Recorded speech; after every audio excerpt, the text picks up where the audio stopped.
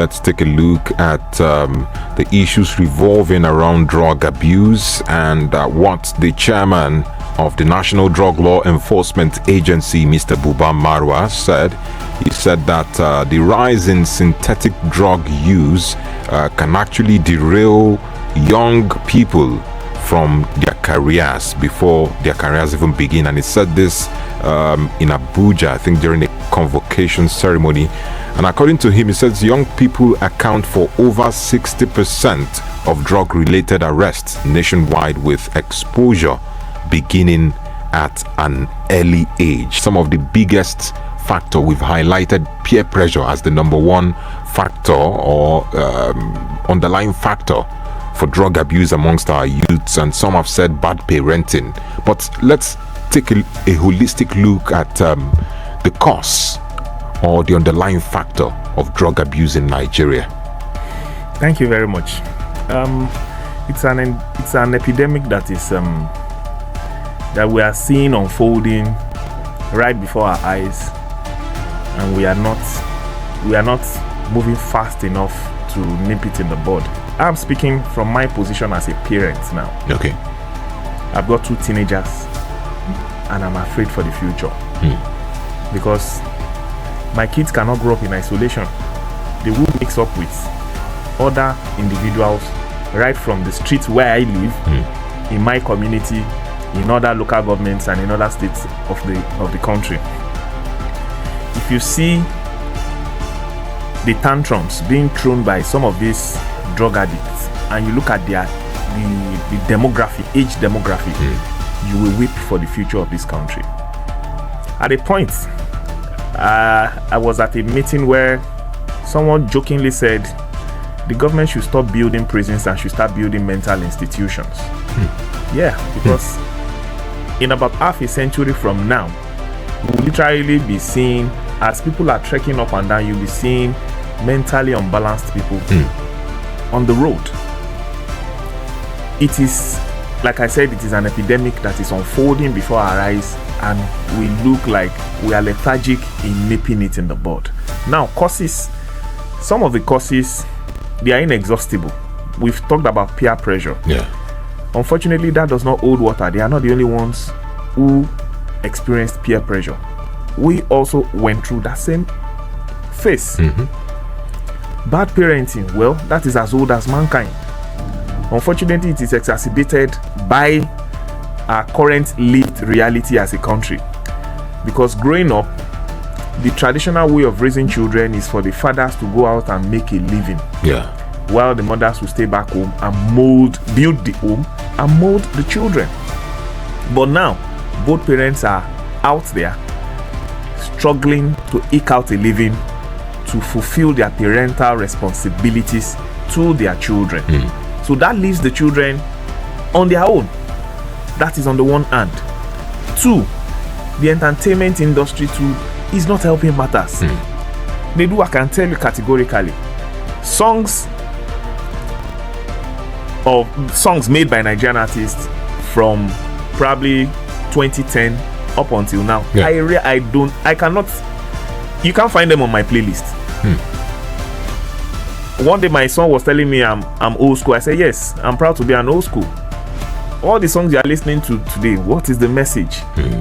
They glorify death, they glorify drug abuse, they glorify violence. Of course, in the old school too, there are songs that glorify violence, gunfight and all whatnot. But outside of those ones, there are other songs, multiple songs that speak about social change, that speak about social vices and how to avoid them. Songs that speak about morality, that speak about uprightness, not just religious songs. I'm talking about secular songs. But what we have all over the airwaves today, and not just the airwaves, I'm not speaking just about radio. When you pass people who are having social events, the type of songs they play, you begin to wonder, what is the message that is being passed across? That in and of itself is enough to derail these young people. And then another thing is they look at the society, and we have glorified unexplained source of wealth. So all of these things are pushing these young people. Of course, the biggest blame lies with them, because the choice to go into the use of drug is a personal choice. Not, you can be coerced, but if you stand your ground, Yorubas will say, "Ebu ki ile mo yan lara." What that means is when you are verbally abused, it does not stick to your skin. Yes, people can deride you, they can mock you for not being in vogue. Oh, you don't do this, you don't do that, you are not in vogue, you are in the old times. Yes, let me be in my old times and let my future be secured. So I can only advise young people to stay off drugs entirely, not just synthetic, even drugs that are prescribed and drugs that you can get over the counter, that they are legitimately sold in pharmacies and all that. These young people abuse them. So we should collectively, parents should monitor more what their kids do, who their friends are, people they move out with. From time to time, intrude on their privacy. You are their parent, you're not supposed to be their friend. I'm the father to my son and my daughter. I'm not their friend. I can be friendly with them, but I am not their friend. They should find their friends outside. And I'm going to scrutinize who they move with, who they relate with. Not 100% anyway, but at least to a certain extent. So they will know that, oh, somebody with this type of attitude will not be welcomed by my father at home. So that is our job as parents, as community leaders. The Yorubas will say, "Ojumeni lo nbimo, igba oju lo nto." What that means is, fine, two parents can give birth to a child, but it takes the community to raise such a child into a proper human being. Now we have become too individualistic, so much so that you cannot correct, you cannot scold, you cannot reprimand. I'm not for beating all the time. Of course, the Holy Book tells us that we should spare the rod and spoil the child. So we should find a balance. But now you find parents who will tell you, "Don't even scold my child. You are not the one that gave birth to him or her. Leave him or her for me." And in the end, it is what we call ekun ojo iwaju, the regrets of the old age for the parents. So we should up our game in parenting. We should develop new methods that fit the times, because the times are changing as well. As the times are changing, we should also evolve. Well, of course, we can be stuck in our old school music and all of that. That's what we enjoy. But we should monitor our kids much more closely. Look at who they move with and set good examples for them as well. Because as a parent, if you also found one thing, either in your place of duty, your place of work, you have embellished character. Because you can't tell me somebody who dips his hand in the cookie jar. What sort of example is he or she raising or setting for the children? And these children, they learn copiously by observing. Whatever you do in their presence, they learn more by what they observe than by what you tell them or what they hear. So the onus is on us as a community, as a community, as a country. We should look out for each other. When you see a child that is doing what is wrong, it is your duty to scold, to reprimand, to rebuke such a child. But though you have to do it with love, not with animosity and hostility. But let such a child know that the path you are on is the wrong one, and it will only lead to destruction. If we can do that, I believe with time we can overcome this challenge, this scourge of drug abuse. All right, the scourge of drug abuse has been on for a while now, and sincerely we've looked at it and how to actually encourage our young ones not to venture into it. But if we take a deep look into all this, we keep talking about it day by day, yet the proliferation of drugs keep on increasing.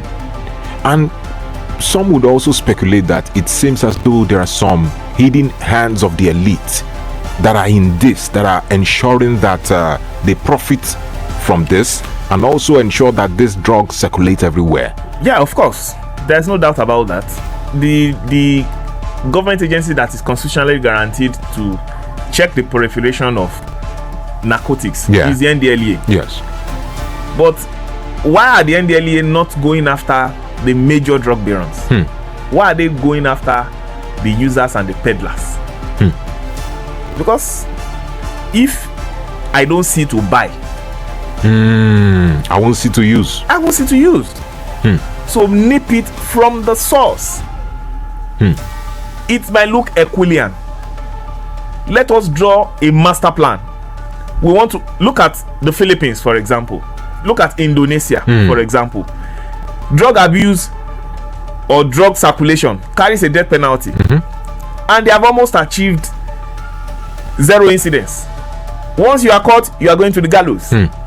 Whether you are a user, you are a peddler, or you are a major dealer. So that way, everybody is kept on their toes. Whether you are a citizen or you are a foreigner. It was in the news a couple of years back, and Nigeria, during President Muhammadu Buhari's tenure, Nigerians raised a lot of dust, used diplomatic channels to save these young people who were on death row in Indonesia, but nothing came out of it because the then president said this is the law. They have to face the law, the full extent of the law. But the onus is on NDLEA. The onus is on the National Orientation Agency to continue to educate our people, to continue to sensitize our people. The onus is on the that is for the NOA. The onus is on the NDLEA to go after the big boys, the big men. Intelligence is available. If it is not available, look for it and nip it in the bud. All right. Now, I've seen many interviews by granted by some drug users. What they normally say is they give excuse for the use of drug. It makes me awake. It makes me happy. It makes me this. And even on social media, we see people shamelessly using the drugs. And let's take a look at how social media has affected drug use and the reason why the law enforcement agents can't trace drug barons from the users who are posting it on social media shamelessly, from celebrities who are also posting it on social media. Well, for one, those excuses given by the users, they are non-tenable. They are not tenable excuses. For me, they are just delusional grandeur. They are wallowing in blissful ignorance and delusion. That is about that for them. For the use of social media, it's a bit perplexing, because if you speak out against the government on your social media account, under 96 hours you will be picked up. But the same social media is being used by terrorists to flaunt ransom money, and they are not being picked up. So that is a failure of leadership at the level of the security agencies. So with the amount of technological tools that is available today, then I don't think they have an excuse for not going after. See, even if you read through history and if you Google it today, there are known routes for drug circulation across the 6 or 7 continents in the world today. There are known drug routes. So what are we doing to ensure that they don't come into the country? Our borders are way too porous. That's on the one hand. 2, if you can nip it at the border level, fine. Then inside the country as well, you can raid and you can bust. I'm not saying don't catch drug users, but those ones are small fries. The big fish, they are the big dealers, and they should go after them. They are present in several states in this country, and the security agencies as well as the NDLEA, they know these people, they know these routes, so they should get to action. All right, thank you so much, Mr. Lawan, for your submission.